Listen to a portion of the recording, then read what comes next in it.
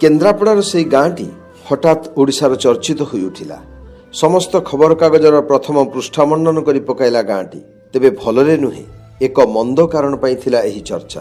Grammar जड़े महिला गणदुष्कर्मर शिकार होइथिबा कारणरू एही खबरटी राज्य रे चहल पकई दैछि। पीड़िता जनक युवतीर थिले तीनोटी पिलार मां। स्वामी जड़े दिन मजुरिया। दारिद्र बसत गाँ ठारू किछि दूर रे धान बिल भितर एक कुड़िया करी सेमाने रहुथिले। से दिन राति आसिले दले अत्याचारी। स्वामी को बांधिदेले खुंटरे। पिला माने शोइथिले घरे।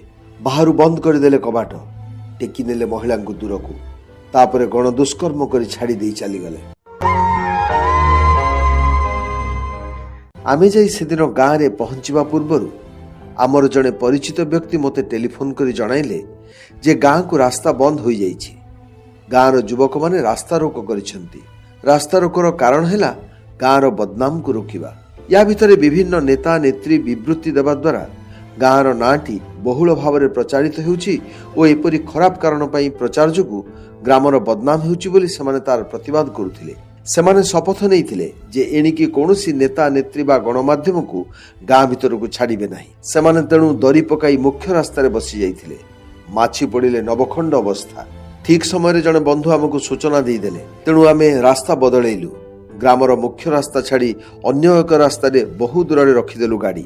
मुग बिल भितर पाद ठेसी ठेसी आमे प्राय अध किलोमीटर चली गाँ मझिरे प्रवेश करी सेई पीड़ितांको गाँ रे पहुंचिलु। सेतेबेलकु 3 दिन हेलानी घटना। महिला तांको बाप घरे आश्रय नहीं थांती। 3 छुआर माँ बापा मिसी 5 जन जाक पीड़ितांको बाप घरे आश्रित।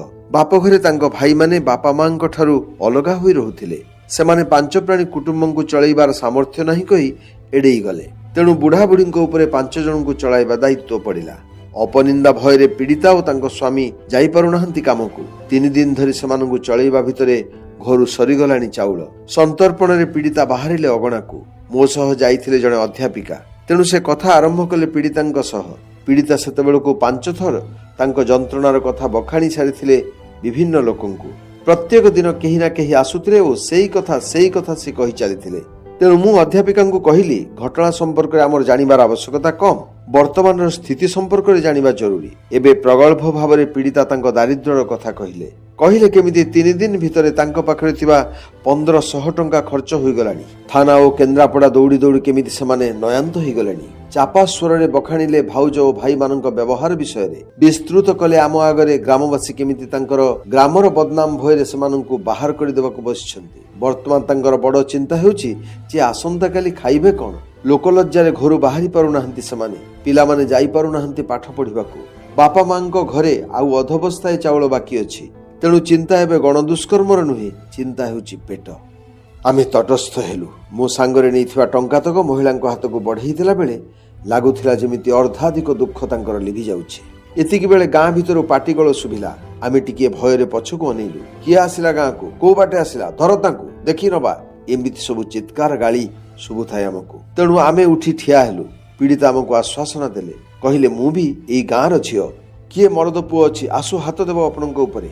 बजारीगिरी रे टपी गलेनी सेमाने। आपण डरंतुनी सार, मु अछि। मोर आउ एबे जीवन को भी डर नाही। को गाँ वाला मो पिठी रे पड़िले से काल राति रे आउ एबे निंदा लागि जाछि तांको देहरे। पीड़ितांको कथा सुनी आम भितरे शतसिंहर बल आसीगला।